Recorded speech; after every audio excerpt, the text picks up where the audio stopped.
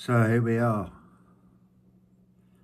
13th of September, Brandenburg Gate. Very happy to be here. Am I speaking loudly enough? I hope so.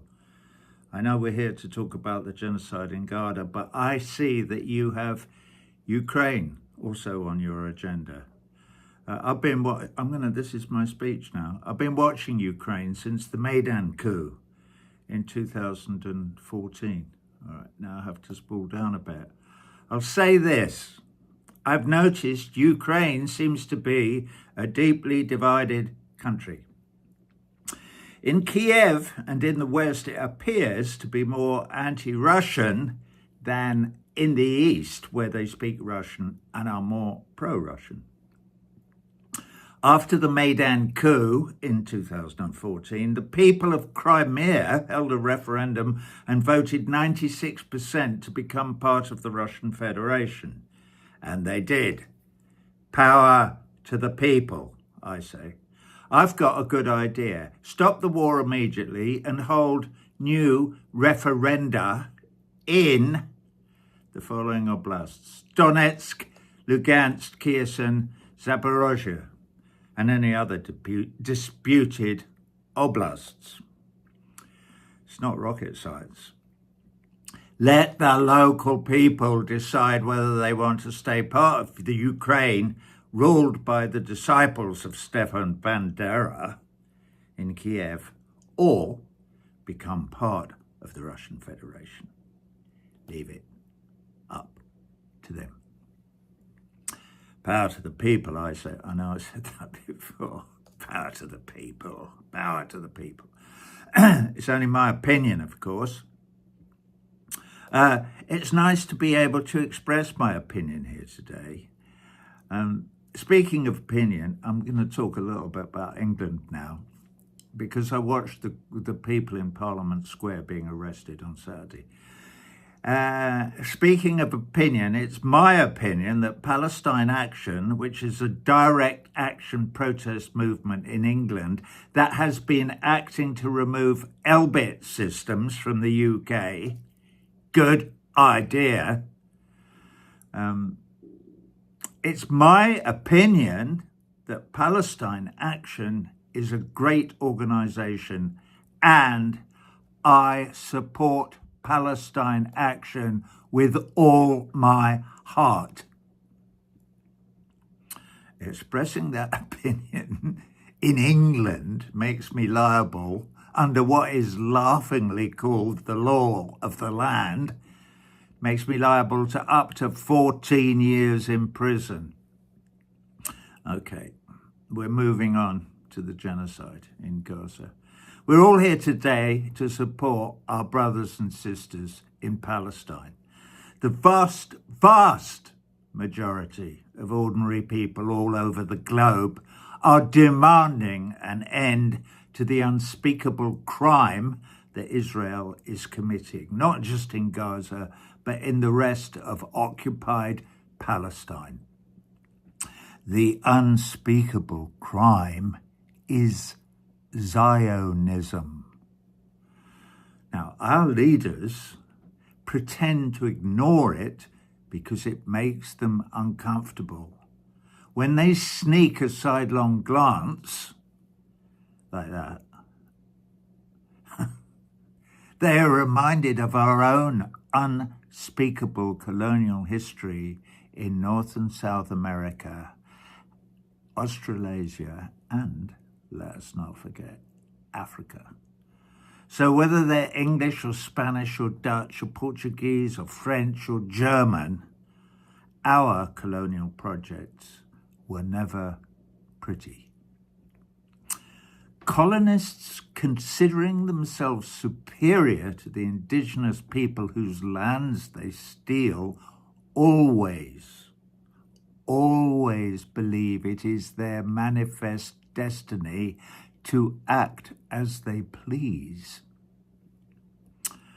in colonized lands, even if what pleases them is rape, pillage, and murder. They believe it is their God-given right. this is the problem. Does any of this sound familiar? Is this ringing any bells? Have you listened to Ben-Gvir or Smotrich or Netanyahu on the subject? I have. Or listened to Donald Trump or his son-in-law, Jared Kushner, or Mike Huckabee, or Alex Karp, the CEO of Palantir. Listen to any of them? Anyway, I'm not really laughing. I'm crying inside. I'm not laughing about any of this. The raping and pillaging is basically just a sideshow, though. The fundamental object of all colonialism is always to steal the land, of course, and anything valuable under the land. Oh yeah, as an aside, in the current genocide, soldiers from the most moral army in the world steal women's underwear. No, I'm really not laughing. Colonists steal anything and everything because they can, and they always do it in God's name. In my own country's case, it was sometimes just in the name of king and country. Now I am laughing, all right. In any event, it was always our manifest destiny. Ask Winston fucking Churchill. Anyway, the rest is always just history. Or is it? History's a tricky thing because it depends who writes the history, doesn't it? Or is it just theatre? Theatre. All those fine words, the declarations of independence, what we're going to do. All men are created equal. All people should be endowed with certain inalienable rights. All that bullshit.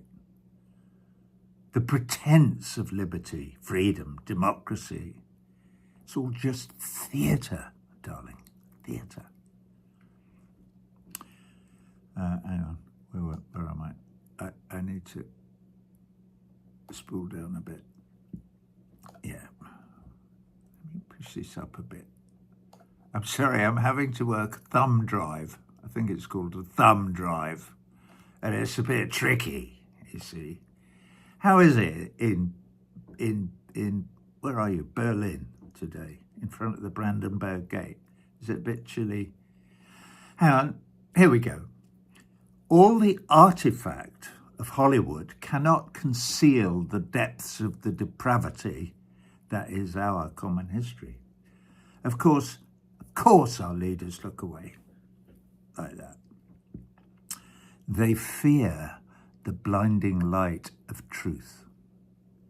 The truth is that our Western governments, when they collude in Israel's deranged bloodbath in Gaza, are not just defending this genocide, they're defending our own indefensible colonial pasts. To quote a line from my new song, Sumud, which I hope you will listen to today, quote, "We're sorry that we did it, mummy. We only did it for the fucking money." I'm glad I wrote that. That's a good line. Anyway, I'm going to get serious for a minute. No, I'm serious the whole time. I wish I was actually there with you today. We need to look into each other's eyes. Why? So we can share our love and truth with one another as we stand shoulder to shoulder and defeat the Trumps and Netanyahus and Starmers of this world, and their attachment to manifest destiny and money and lies and deceit and hatred. Yeah. Thank you. We are here at the Brandenburg Gate today, armed with love and truth, to say no, nada más, Herr Steinmeier, Mr. Starmer, President Trump, Monsieur Macron, Netanyahu, Noboa in Ecuador, Milei in Argentina, all of you. This is the end of the road for you and your kind. We are many, you are few, and we are not lemmings. We are human beings. We will not move one solitary inch closer to your Armageddon. There is a child at the crossroads. That child is alone, defenseless. We will not allow you to bulldoze that child into the ditch, to make way for Trump's Mar-a-Lago Gaza. No. We will pick that child up and cradle him, her, in our arms. We, the ordinary people of the world, will stand shoulder to shoulder with that child for as long as it takes to drive the barbarians from his or her homeland. We shall overcome. Yeah. Thank you for coming today. We shall overcome. Peace.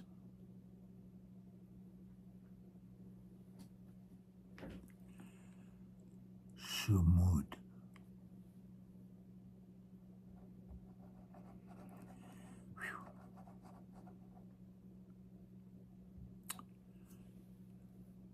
That was easy.